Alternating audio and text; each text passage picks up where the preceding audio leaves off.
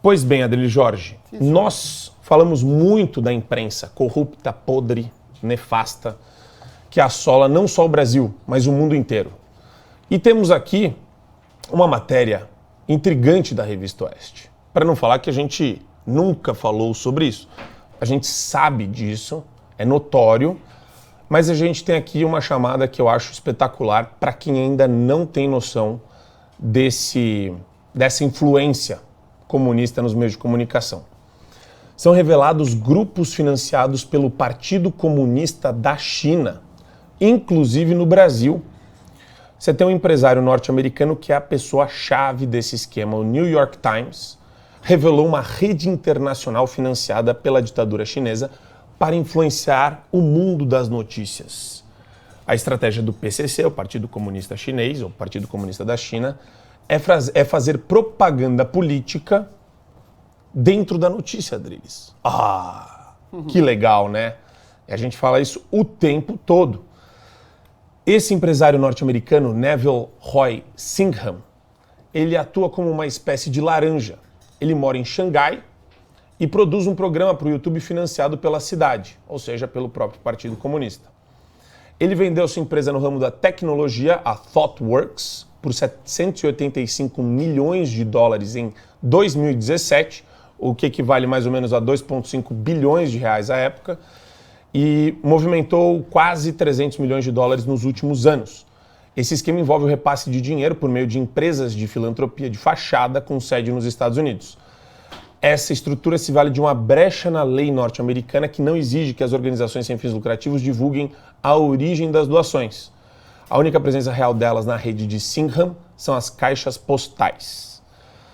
E a gente tem aqui no Brasil uma sede desse instituto. O Conselho Consultivo é formado por chineses, sob a liderança de Neuri Rossetto, meu querido Suano. Sabe quem ele é? Ele é do movimento do Sem Terra, Trabalhadores Rurais Sem Terra, MST. E o New York Times mencionou especificamente, pasmem, o Brasil de Fato, como uma publicação financiada pela rede de Singham. Deixa eu falar uma coisa para vocês, antes de passar para o Adriles. O New York Times nunca foi um órgão de imprensa com editorial, com editoria de direita. Nunca foi. Sempre foi de esquerda. Só para colocar esse pontinho aí de exclamação para vocês. Com a influência na esquerda nacional, o Brasil de Fato entrevistou o ex-presidente Lula quando ele estava preso em Curitiba, também fez entrevistas com Wagner Moura, ex-presidente do MST, o João Pedro Stedley, e recentemente o seu canal do YouTube, Adriles Jorge, passou a produzir conteúdos em inglês. A questão que se coloca é a seguinte, gente. Todo mundo já sabia que a China financia países, financia órgãos de comunicação, financia uma famosa rede de televisão aberta aqui no Brasil, que eu não vou dizer o nome, que todo mundo sabe. E é claro que a linha editorial dessas empresas, desses órgãos de comunicação, tem um viés de influência direta da China. Qual que é o problema disso? A China é uma ditadura sangrenta, é uma autocracia absoluta que atomiza o indivíduo.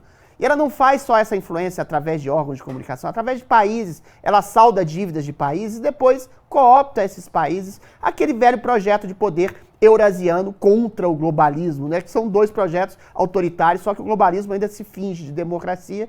E a Eurásia, o que é eurasiano? É a China e a Rússia. São duas ditaduras, superpotências, potências bélicas, potências econômicas gigantescas, que financiam e influenciam o noticiário.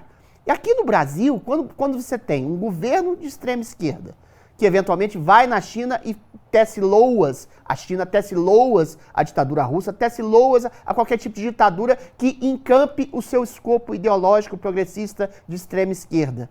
Você tem aqui uma imprensa de esquerda, que também aceita as benesses e os dividendos da China, que eventualmente vai influenciar na sua linha editorial.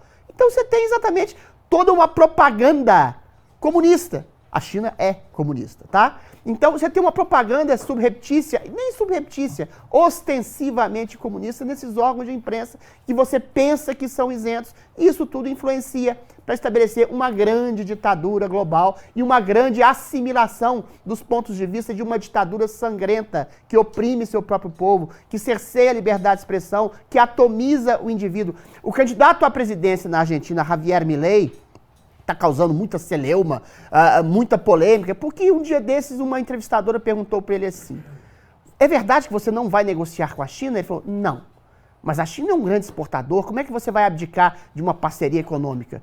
Eu não abdico dos meus princípios morais, eu vou negociar com países do Ocidente que zelam pela democracia. Pode ser uma coisa até impensada, pode ser uma coisa até não racional, você cortar relações econômicas com a China, mas a questão que se coloca é, a gente realmente quer negociar com alguém que vai solapar o princípio da liberdade, que vai disseminar valores completamente contrários ao Ocidente, eu estou falando assim, não é darwinismo social, sociocultural não, mas eu acho que realmente o valor da democracia, da liberdade de expressão, são elementos sacrossantos conquistados pelo Ocidente. E a China não comunga desses valores, é que simplesmente impera sobre o cidadão e acha que todo mundo é um valor de Estado. Então você, eventualmente, se colocar contra essa ditadura chinesa, do ponto de vista até econômico, e a China hoje, por exemplo, também é dependente do Brasil, por exemplo, na exportação de soja, na exportação de grãos, etc. Então, poderia ter algum tipo de sanção. A ONU poderia intervir. A ONU é outra porcaria, que dá voz ao mundo inteiro. Mas o mundo inteiro, a maioria do mundo inteiro é uma porcaria. Porque a maioria do mundo inteiro é composto de ditaduras. Eu falei isso, a esquerda falou, o Adriles acha que existem culturas superiores. Sim! Existem culturas superiores. Existem culturas superiores, é a cultura democrática, de liberdade, de misericórdia. Cultura inferior é aquela cultura que pressupõe uma ditadura que oprime seus cidadãos. Então, eventualmente, eu posso até achar, alguém pode achar irresponsável, inconsequente a fala do Milei, mas eu acho que é importante estabelecer que uma ditadura sangrenta e absolutamente opressiva como a da China não é modelo para ninguém. E quando você percebe que os tentáculos da comunicação estão sendo alimentados pela ditadura chinesa, até americano. Ou seja, esse cara é um traidor da pátria. Inimigo da democracia é quem é ditador. Inimigo da liberdade é quem é ditador, é quem é opressor. E no Brasil, essa opressão está tomando conta do nosso seio estatal, entendeu? Essa informação aqui não pode, essa opinião aqui não pode, essa linha de pensamento é golpista. Ou seja, a gente está assimilando isso. Não é à toa que a nossa imprensa não está nem mais aí para a liberdade de comunicação. A gente tem as redes sociais, que eventualmente fomentam uma verdadeira liberdade de expressão e de opinião, nunca antes vista, não só no Brasil, como no mundo. Não é à toa que eles querem cercear as redes sociais, querem cercear a internet, para que essa imprensa brasileira corrupta, subornada pela China, possa vigir como a única voz, a voz que puxa saco de ditador. Então, quando você vê PL de fake news, PL de regulamentação de rede social, você pode saber o seguinte, eles querem puxar o saquetel de ditadores e ter uma voz hegemônica e de monopólio da expressão pública. Adrilinho. É simples assim. Assine o Fio Diário. Assim você vai ter acesso integral ao programa completo Adriles sobre tudo, além de outros diversos programas na nossa plataforma. Assine aí.